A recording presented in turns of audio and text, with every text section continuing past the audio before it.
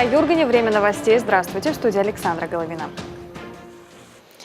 Институт биологии Коми-научного центра отмечает 55-летие. С круглой датой сотрудников ведущего академического учреждения поздравили представители власти, ученые и коллеги. Сегодня в институте трудится 280 человек, из них 20 докторов наук, 130 кандидатов наук. Кроме традиционных видов исследований, биологи внедряют в жизни новые. Анастасия Тюрнина подробнее. На торжественное собрание Ида Шуктомова пришла одна из первых. Опаздывать она не привыкла. В Институте биологии она работает уже полвека.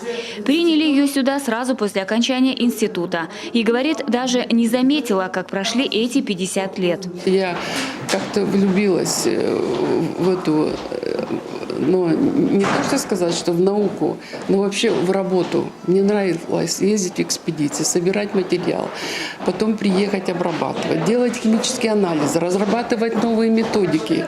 И на основании этих новых методик у нас многие защитились в кандидатской и докторской диссертации. И мне это все нравилось, и мне казалось, что я еще не так долго работаю, а когда оглянулась, оказывается, уже 12 октября будет 50 лет.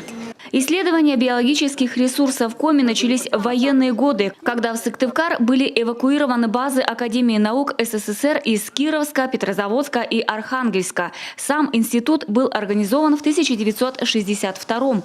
Первым его директором стал Петр Вавилов. Тогда под его руководством трудились 90 человек. Сегодня штат вырос в 3 раза. Мы верим в вас. Мы знаем, что и в рамках создания Федерального исследовательского центра, решение о котором мы ожидаем в нашем регионе, институт позволит продолжать воспроизводить научные кадры в нашем регионе, безусловно, развивая и поддерживая научное лидерство в деятельности всех образовательных структур, которые осуществляют функционирование на территории региона, осуществляя межрегиональное, международное и исследовательское сотрудничество.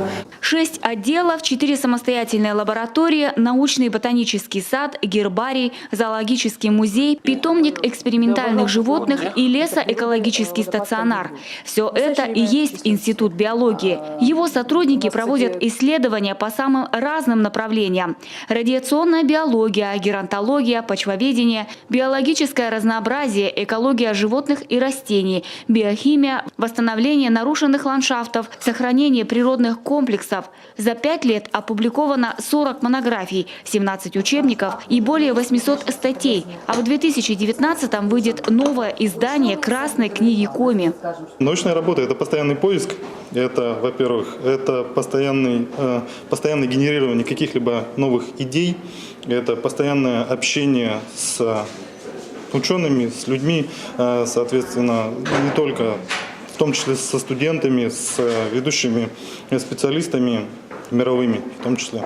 Это участие в конференциях, это организация конференций, это организация полевых туров. Это вот как бы решение разных глобальных проблем. Кроме традиционных видов исследований, молодые ученые берутся и за новые. Один из свежих методов в области генетики старения. В планах также изучение особо охраняемых территорий Урала и всех труднодоступных мест региона. Сегодня очень много говорят об исследованиях в Арктике.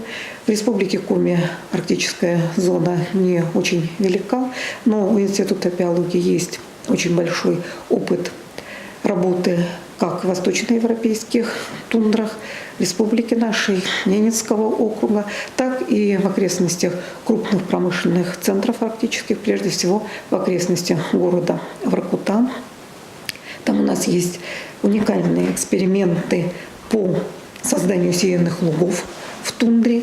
Наши биологи активно участвуют и в международных сравнительных исследованиях. Их имена знают и в Европе, и в Америке. А на северо-востоке России Институт биологии считается ведущим комплексным учреждением биологического профиля. Анастасия Тюрнина, Дмитрий Ведерников, телеканал Юрган.